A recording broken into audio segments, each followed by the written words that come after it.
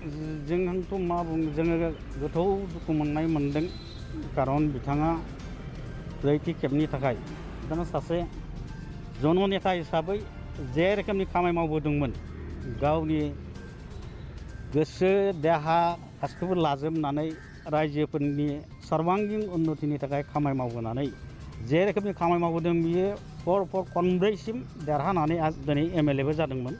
बे बिथां थैनानै थांनायाव जोङो गोथौ दुखु मोननाय फोरमायदों बा दुखु मोनदों आरो लोगोसे सारा गसाइगावबासियानो जोङो दुखु मोनदों कारन बिथाङा सासे जननेतामोन।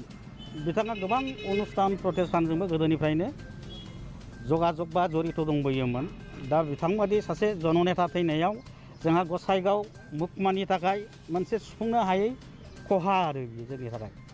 दा बिथांबादि नेताखौ जोङो गसाइगाव बायदि साब डिभिजनाव बा बर'फोरनि गेजेरावहाय जोङो मोनफिननांगौआ बा जोंनि थाखाय सुफुंनांगौआ गोब्राब आरो दा ओंखायनो आङो बिथांनि थैनायाव जिल्ला कमिटि हिसाबै गोथौ दुखु मोननायजों लोगोसे बिथांनि न'खरनिसिम आंनि दुखु मोननायखौहाय बा फोरमायहरनाय जाबाय।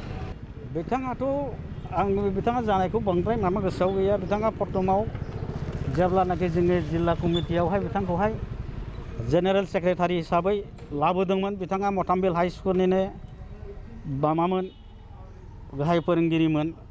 बिथांखौहाय आं मिथिनो मोननायावहाय बिथाङा बेनि सिगांबो सराइबिल समबाय समितिनिबो हयथ' प्रेसिडेन्ट जादोंमोन आरो चेयारमेन आरो गोबां बिदिनो LWSनिबो सोद्रोमामोन आं मिथिनायाव बिथाङा आरो डायासिस होननाय मोनसे गावसोरनि खृष्टान मोनसे अनुष्ठान बे अनुष्ठानावबो सोद्रोमा आरो मनलाइट टि स्टेट बाहाय आं मिथिनायाव बिथाङा बाहायबो सासे सोद्रोमामोन आरो दा बिथाङा गोबां बे ससियेल जे अनुष्ठान बे अनुष्ठानफोरजों लोब्बा लाखिनानै एमएलए हिसाबैयानो बिथाङा गोबां खामानि मावबोदोंमोन आरो बिथाङा एमएलए हिसाबै बे गावनि समस्तिबासिनि गोसोखौ जय खालामनानै बिथाङा देरहानाय नैबे ब्रैथि खेबमोन आरो दा बिथांबादि सासे नेता थैनायावहाय जोंहा गसाइगाव जिल्ला कमिटिया गोथौ दुखु मोननाय बे दुखु मोननाया थाबाय आरो फोरमायबाय आरो बे माने बिथाङा प्रथमावहाय कर'ना भाइरासावहाय आक्रान्त जादोंमोन। हयथ' बुंनो थाङोबा बिथांनि फेमिलियानो बयबो जादोंमोन फिसाला गेदेर बिहामजो आरो बिसियाबो। दा बिथांमोन जानायनि उनाव जोंना सारा बिधायक सार बा एमएलए सारा बिथां माजेन्द्र नार्जारियाबो गावबो बे कभिडआवहाय आक्रान्त जानानै बिथांखौ प्रथमावहाय क'क्राझार RNB सिभिल हस्पिटालावहाय एडमिसन खालामदोंमोन।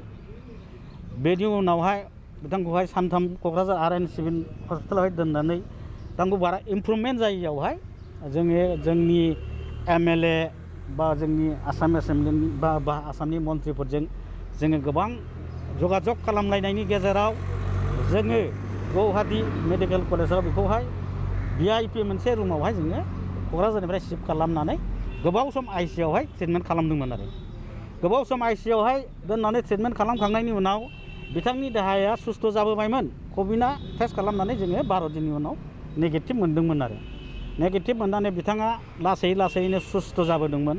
सुस्थ' जाबोनानैहाय नै मैयासो बिथाङा मैयानि सानसे दाखालि हयथ' दाखालिसिम मोनासिम बियो ओंखाम जादों मोजाङै रायज्लायदोंमोन। खिन्थु मैया फुङाव हठात बियो आं समायखौ मिथिला हठात ब्रेन स्ट्रक जानानै बे सोरगोआ बिराद सिरियास जादोंमोन। क्रिटिकेल जादोंमोन। क्रिटिकेल जानानै ICUआव दोनबाय। ICUआवहाय इमप्रुभमेन्ट जाथारैनि हयथ' भेन्टिलेटरावहाय लांनानै बिथांखौहाय ट्रिटमेन्ट खालामदों। ट्रिटमेन्ट खालामबाबो हयथ' बे थैनाय आरो थांनायाथ' जों मानसिनि आखायाव नङा आरो डाक्टारफ्राबो भगबान नङा जाहैबाय। दा बिथांखौहाय थांजोबथारनायावहाय जों डाक्टारफ्राबो हयथ' ट्रिटमेन्ट खालामनानै रैखा खालामनो हायाखिसै। बियो दहाय फुंनि 5:30 बाजिसोआवहाय बियो रुंसारि जानानै थांबाय आरो दा